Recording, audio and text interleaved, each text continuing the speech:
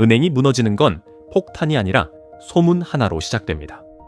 오늘은 1907년으로 돌아가겠습니다.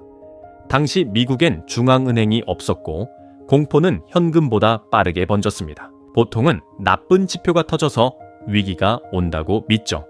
근데 1907년은 달랐습니다. 반가수에는 숫자가 아니라 신뢰였고 그게 끊어지는 순간 도미노가 시작됐습니다. 지금부터 무엇이 터졌는지, 왜 도미노처럼 번졌는지, 그리고 이 패턴이 왜 지금도 반복되는지 보여드릴게요. 먼저 이 영상의 하이라이트를 30초 트레일러처럼 보여드릴게요.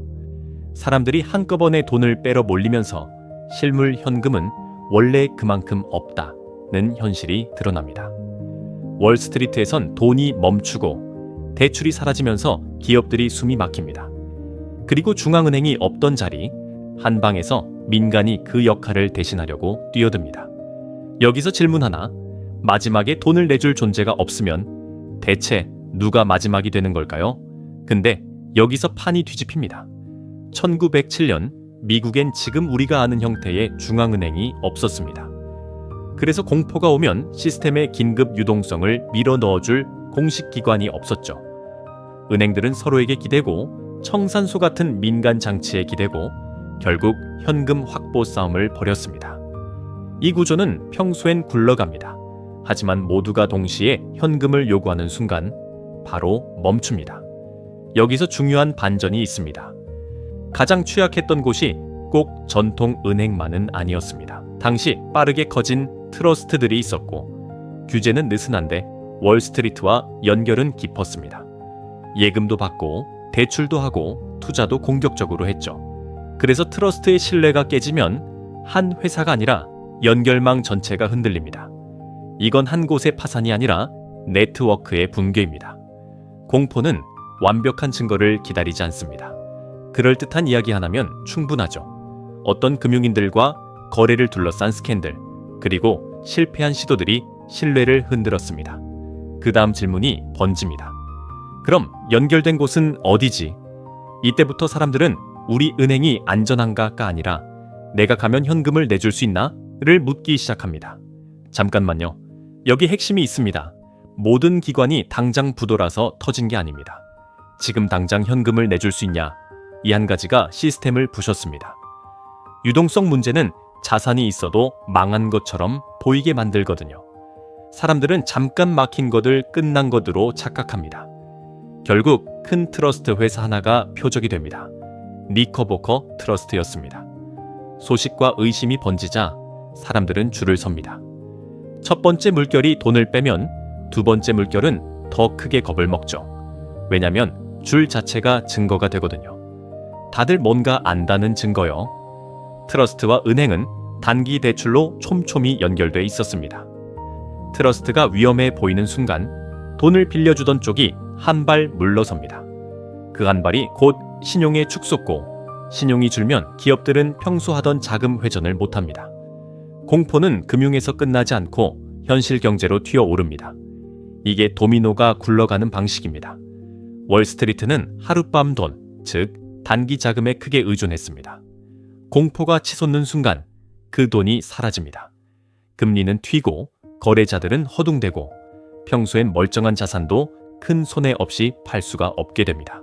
왜냐면 살 사람이 없어지거든요. 중앙은행이 없던 자리에서 시스템은 대체물을 찾기 시작합니다.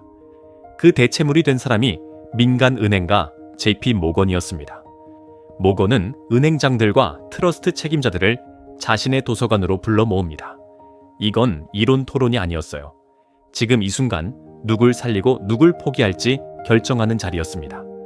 이건 금융이 아니라 응급분류입니다. 모건은 돈을 찍어낼 수 없었습니다. 그가 할 수 있었던 건 신뢰를 조율하는 일이었죠. 경쟁 관계인 사람들이 함께 움직이게 만들어야 했습니다. 왜냐면 혼자 구하는 건 약하고 같이 약속하는 것이 강하니까요. 공포 속에서 진짜 통화는 믿음입니다. 긴급 처방 중 하나가 청산소 증서 같은 임시 수단이었습니다. 현금을 직접 주고받지 않아도 은행들끼리 결제를 굴릴 수 있게 만든 거죠. 이건 치료제가 아닌 압력을 빼는 밸브에 가깝습니다. 하지만 시간을 벌어줬어요. 미국 재무부도 유동성을 보태기 위해 움직였습니다. 은행들의 자금을 예치하는 방식으로 숨통을 틔우려 했죠. 중앙은행은 없었지만 정부는 시스템을 진정시키려 했습니다. 왜냐면 예금이 도망가는 순간 이건 민간의 문제가 아니라 공공의 위기가 되니까요. 여기서 불편한 진실이 나옵니다. 공포를 멈추는 건 돈을 넣는 것만이 아닙니다. 어디에 신뢰를 붙일지, 어디는 끊어낼지를 결정하는 일입니다. 어떤 곳은 지원을 받았고 어떤 곳은 정리되도록 놔뒀습니다. 전부 살리려다 전부 무너질 수도 있거든요. 정점에선 뉴욕 증권거래소까지 극한의 압박을 받았습니다. 시장이 멈추면 기업은 운영 자금을 못 구하고 급여도 위태로워지고 공포는 금융 바깥으로 번집니다. 이 구출은 월가 자존심의 문제가 아니었습니다. 일상의 연쇄 붕괴를 막는 일이었죠. 결국 당장의 공포는 잦아듭니다. 공포가 사라져서가 아니라 유동성과 조율이 어느 정도 돌아와서 시스템이 숨을 쉬게 됐기 때문입니다. 하지만 상처는 남습니다. 경기는 꺾이고 신뢰는 한동안 불안정합니다. 가장 큰 결과는 구출 성공 자체가 아니었습니다. 사람들은 깨닫습니다. 현대 경제를 민간 회의로 겨우 붙잡는 건 한계가 있다는 걸요.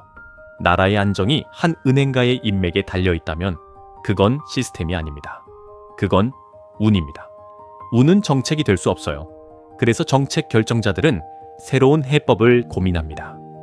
긴급 유동성을 공급하고 은행 시스템을 조율하고 마지막 대출자가 되어줄 기관, 즉 중앙은행 같은 것이 필요하다는 결론이 나오기 시작하죠.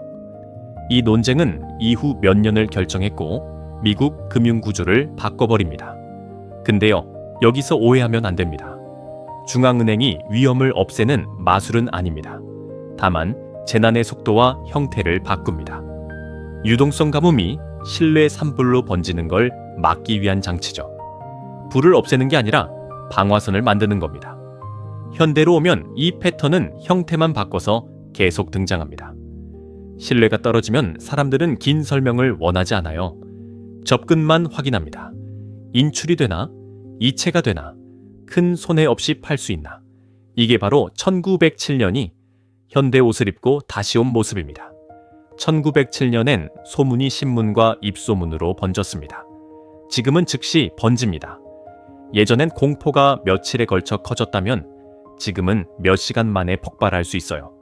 그래서 신뢰 관리는 더 이상 느리고 지역적인 문제가 아닙니다. 공포처럼 빠르고 네트워크로 움직이는 문제죠. 같은 도미노, 더 짧은 거리입니다. 오늘 이야기를 짧게 정리해 볼게요. 소문 하나가 인출을 만들었고 중앙은행이 없던 시스템은 즉시 현금 요구를 감당하지 못했고 민간 조율이 응급처치를 하면서 제도가 필요하다는 결론으로 이어졌습니다. 처음엔 시장 폭락 이야기겠지 라고 기대했을 수도 있어요. 근데 오늘은 더 날카로운 걸 가져가셨을 겁니다. 공포가 유동성을 타고 번지는 설계도요. 마지막 한 문장만 남기겠습니다. 경제는 숫자로 돌아가지만 무너지는 건 신뢰입니다.